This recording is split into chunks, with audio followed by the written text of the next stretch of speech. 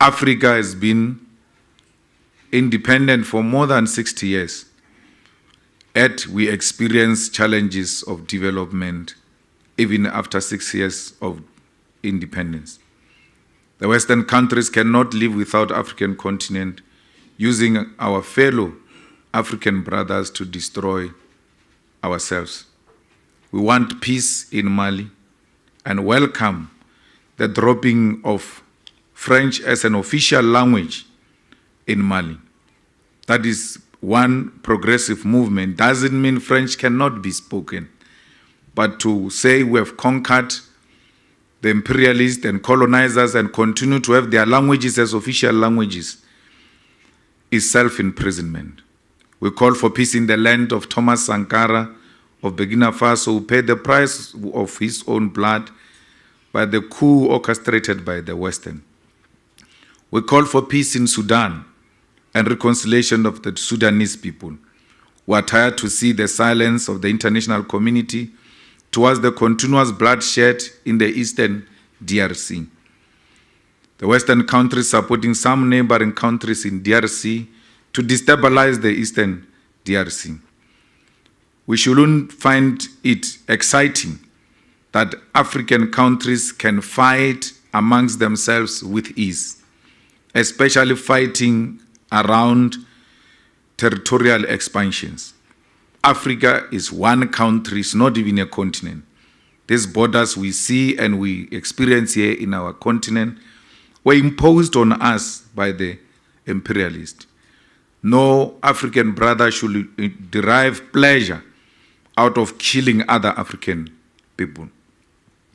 We say this because we are advocating for one Africa with one currency, with one legislature, with one military and one president. Because we believe that these small pockets of countries are the ones that make international communities undermine Africa. Just imagine one president of Russia or America calling all the presidents of all countries to their countries to be addressed by one president. We see that as belittling and undermining our continent. We believe that if we have one currency based on our mineral and natural resources, it will be one such a strong currency, and it will place Africa firmly on international table.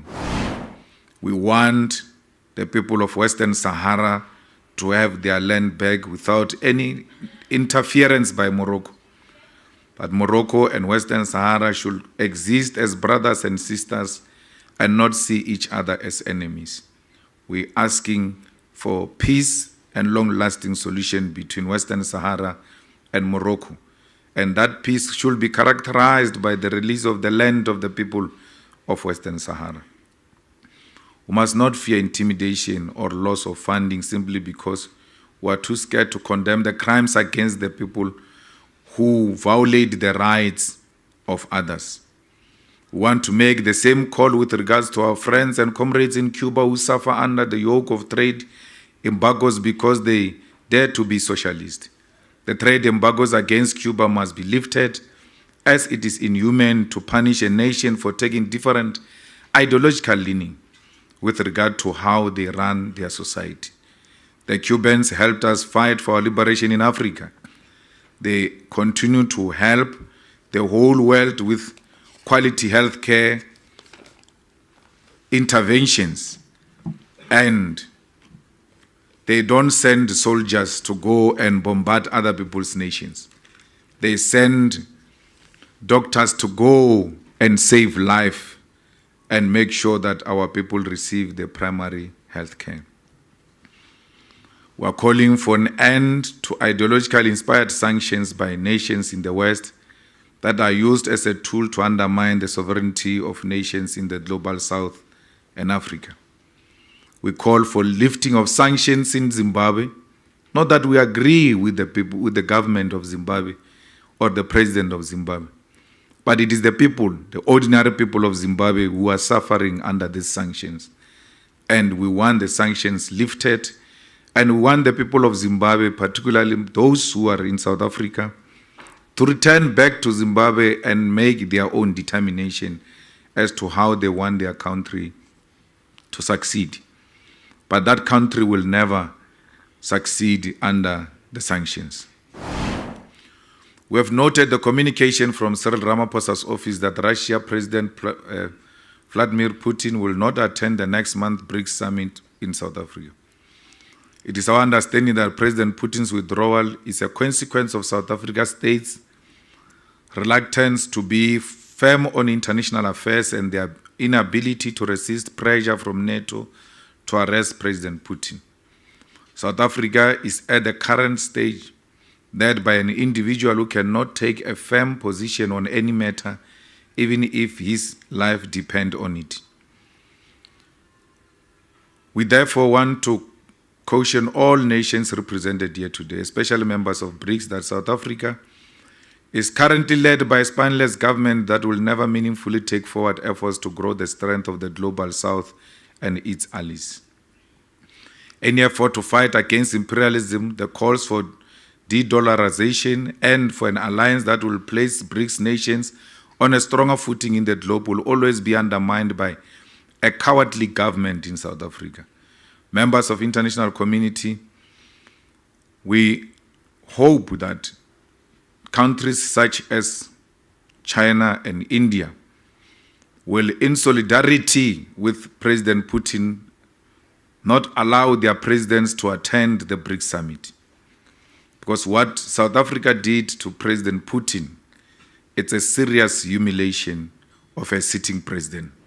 And in solidarity and as BRICS members, heads of states of those countries should also stay away from attending BRICS, because South Africa's foreign policy and its sovereignty has been undermined by NATO forces and the USA. Members of the international community, we take this opportunity to call for a meaningful solidarity with Palestine. Under the EFF government, there will not be the Israeli embassy in South Africa until there is peace in Palestine. We must not just pay a lip service when people are dying in their numbers. The people of Palestine continue to suffer unspeakable human rights violations, and their land is annexed constantly. Their children are murdered, their sites to practice religion are destroyed, while the whole world watches.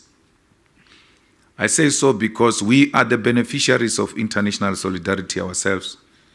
If there was no international solidarity support to South Africa, we're not going to be where we are. And this is our turn to also show support to all those who are being oppressed by other nations.